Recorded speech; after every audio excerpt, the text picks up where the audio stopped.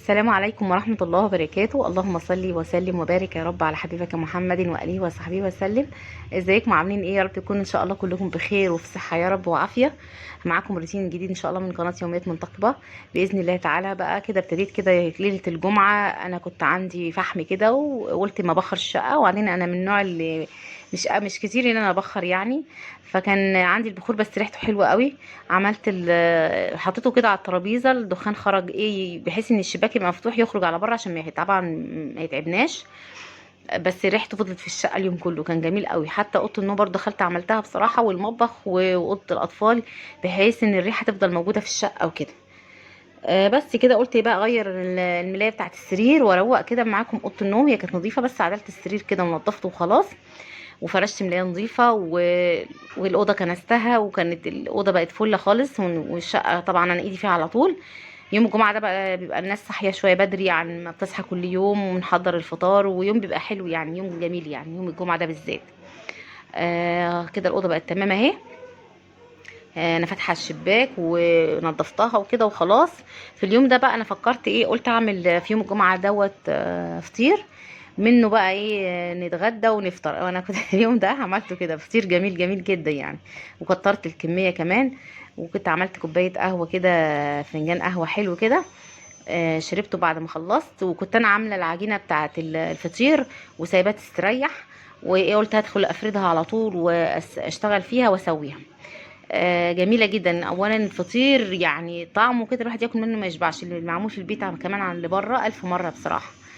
هنا كنت زي ما قلت لكم سبت العجينه تستريح، دخلت بقى ايه اشتغلت على طول، وغسلت الرخامه ونضفتها ومسحتها، وابتديت اشتغل عليها كده وطريقته سهله جدا. هو شويه دقيق وشويه ميه وشويه ملح صغيرين يعني ما بنحدقش العجينه، وتشتغلي بقى شويه فطير كده.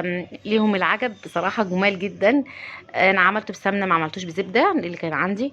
لو في ناس انا بعمله بالزبده، كنت بعمله الاول بفرن او سمنه بلدي لما بيتوفر بيبقى جميل جدا. وكان جميل جدا كمان بالسمنه العاديه، والله كان طعمه حلو قوي. عشان انا كمان ما بكترش قوي عشان ما يبقاش دسم جدا كده ويتعب يعني. انا بقيت اشتغل على الرخامه. طبعا هو عايز يتفرد اكتر من كده بس الرخامه مش عريضه. انا في مره عملته على صينيه ستانلس، الدايره بتاعتها عريضه قوي، كانت بصراحه كان حلو برضه. وانا قاعده كده اشتغلت عليه. لكن قلت بقى هي مش مشكله، وانا على الرخامه وخلاص فردت برضه وطلع حلو برضه في الاخر. عملت شويه حلوين مش قليلين، عملت حوالي كيلو ونص دقيق، او كان اكتر. النص كان اكتر من نص كيلو، يعني كان حوالي كيلو واكتر او 700 جرام حاجه زي كده. الفرن طبعا بتاع تسويه الفطير بتحطيه، انا بحطه في الارضيه بتاعه الفرن، وبعلي الفرن على اخر يعني تعليه عاليه على اخر حاجه فيه، واحطه في الارض خالص يحمر من تحت يعلى. اقلبه على الوش التاني يحمر برضو، يعني ما بسيبوش يحمر مني فيه. الطبقه اللي هي تحت دي بتحمر ويبتدي يعلى كل لفوق. واتاكد ان هي احمرت من تحت، يعني بميلها كده بحاجه كده معلقه عريضه. لو لقيته احمر كده وبقى حلو اقلبه بقى على الوش التاني. ما بيكسرش، ما بيجرالوش اي حاجه، بل بالعكس والله بيطلع معاكي ناجح جدا جدا. جربوه في البيت جميل جدا. جربي في كيلو وفي نص كيلو، لو نجح ان شاء الله معاكي وباذن الله اكيد هينجح. هيعجبكم مش هتبطلوا عمايل فيه. انا كنت بحط واحده جوه واحده، يعني عملت اتنين. يعني انا عملت واحده ركنتها على جنب تستريح عقبال ما فردت التانية وحطيت عليها السمنه.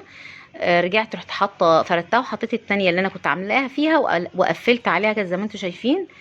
وبعد كده برضو احطها تستريح. اهم حاجه في ان النجاح الفطير ينجح معانا ان احنا نسيبه يستريح، مش نشتغل عليه على طول ندخله الفرن، لا نسيبه يستريح مده طويله.